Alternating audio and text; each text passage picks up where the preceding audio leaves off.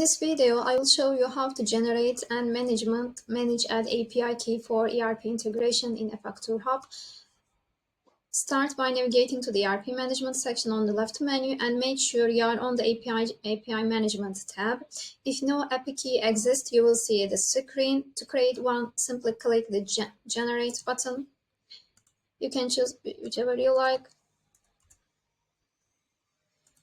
After generating, your API key will appear in the list below, like this example. Here you can see key details such as the API key name, the full API key, type, creation and expiration dates, and its active status. You can easily copy the key using the icon and toggle its activation on or off at any time. This key can now be used in your ERP system to securely integrate with eFactuurHub e-Invoicing services.